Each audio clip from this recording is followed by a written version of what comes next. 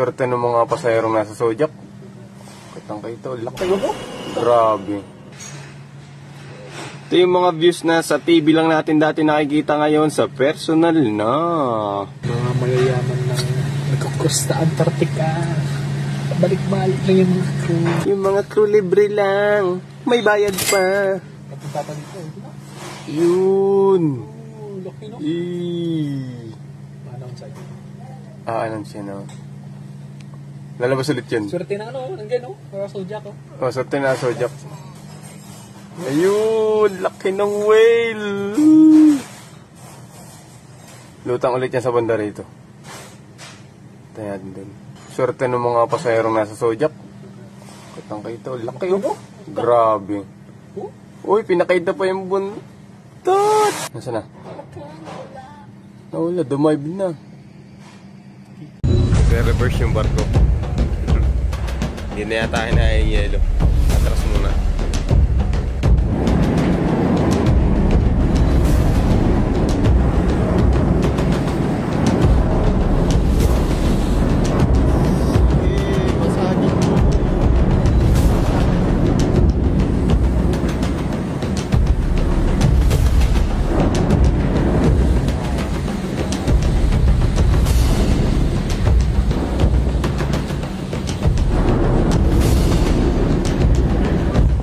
Patay na penguin.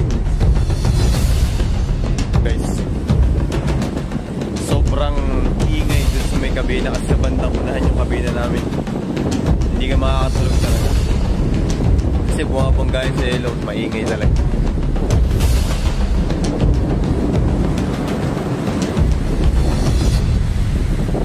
Grabe.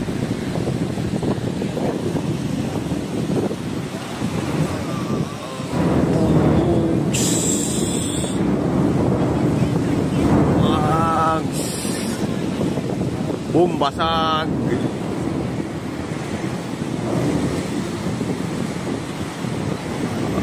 Basag. Minsan na pinangarap ko na rin mag-drive yan, pero wala tayong karapahan. Dahil ako isang tagahugas lamang ng plato. Pero proud naman ako ron. Ang galing oh. Joyride.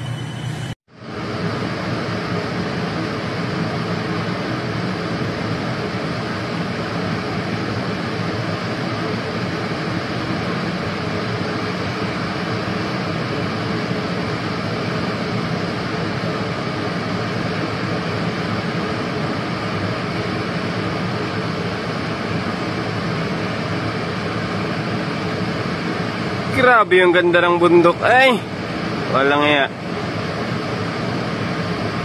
Sa TV ko lang nakikita. Ano, ako'y maliit pa. Ay, oh. Grabe na. Grabe na.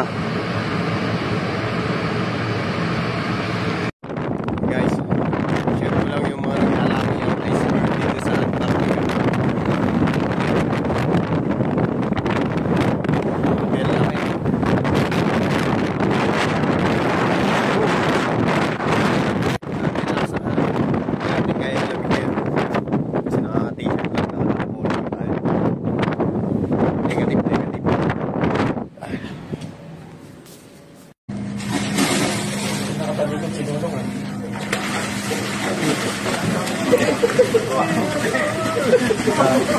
Grabe sa ako na. Let's go!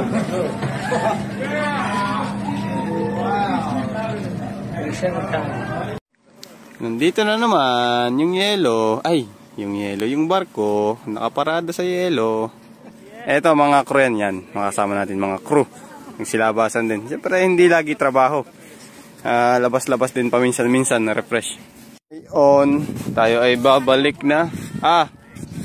Babalik tayo dun sa barko. Mabagulo yung video kasi nga pangit maglakad dito.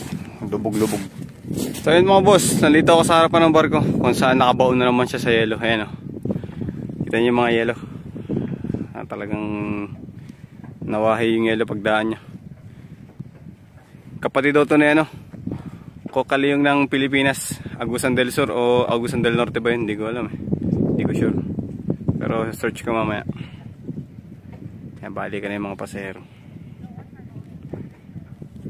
Hindi ko lang sure kung gaano kakapal yung yelo na ito. Tatarang ko mamaya. Magbalik ko.